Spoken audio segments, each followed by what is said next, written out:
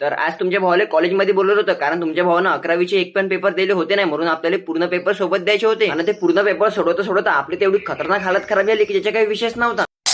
तर का म्हणता नागपूरची पोट्टे हो, मी तुमच्या देश ब्लॉगर. आपल्याला सकाळी सकाळी कॉलेजमधून फोन येते की आपल्याला कॉलेजमध्ये जायला लागते म्हणून, कारण की आपण 11वीचे एक पण पेपर दिले होते नाही, म्हणून आपल्याला पूर्ण पेपर सोबत द्यायचे होते. आणि सोबत आपण आपल्या डीजे दात्राला पण घेऊन टाकलं, कारण त्याच्या पण कॉलेज तेच आहे. कोणाला पण डीजे लागला कोणत्या फंक्शन मध्ये तर लवकरात लवकर आपल्याला डीएम करा. आपल्या घरापासून म्हटलं तर कॉलेज फक्त 2 मिनिटाच्या दुरीवरच आहे. मग मी अजून डीजे दात्रा डायरेक्ट पुछलो कॉलेजमध्ये जाऊन पडलं तर मॅडम लोक यायचे होते. मग थोड्या वेळामध्ये मॅडम लोक वगैरे येऊन येते ना, आपल्याला आन्सर शीट देऊन देते. मग मी पूर्ण क्वेश्चन पेपर आणि आन्सर शीट घेऊन डायरेक्ट पुछलो मी क्लासमध्ये, कारण आपल्याला पूर्ण पेपर क्लासमध्ये सोडवायचे होते. मी क्लासमध्ये पोहोचल्याबरोबरच मला तर पूर्ण लहानपणीची आठवण येऊन जाते, कारण मी इथं नर्सरी पासून तर पूर्ण 10वी पर्यंत काढली आहे. सोबत आता हे 11वी आणि 12वी पण. मग आपण पूर्ण पेपर वगैरे सोडवले आणि मॅडमला देऊन पण दिले ना. आपण डायरेक्ट निघालो घरी जाण्यासाठी. घरी येऊन मस्त ट्युशनची तयारी वगैरे करून टाकली. डायरेक्ट गेलो आपण ट्युशन मध्ये, पूर्ण क्लास वगैरे करून टाकले पद्धतमध्ये. डायरेक्ट निघालो आपण घरी जाण्यासाठी. घरी आल्याबरोबरच आपण डायरेक्ट निघालो ग्राउंडवर जाण्यासाठी मस्त तयारी वगैरे करून. पण सगळ्यात पहिले आपण आलो प्रफुल भाऊकडे, मस्त गुपचूप वगैरे खाऊन टाकले. गुपचूप खाऊन झाल्याबरोबरच आपण डायरेक्ट दिलं पपडी चाटची ऑर्डर, ते पण दहीवाले. मग आपली पपडी चाट वगैरे येऊन जाते. मग आपण मस्त खाऊन वगैरे डायरेक्ट निघालो ग्राउंडवर जाण्यासाठी. ग्राउंडवर येऊन आपण मस्त चेंज वगैरे करून टाकतो किट आणि डायरेक्ट निघालो रनिंगवर जाण्यासाठी. तर आजसाठी एवढीच आपण भेटूया का नवीन ब्लॉग मध्ये. हा रनिंग करत पर्यंत लवकरात लवकर फॉलो करून घ्या ना. ब्लॉग आवडला असेल तर कमेंट पण करून घ्या बरं.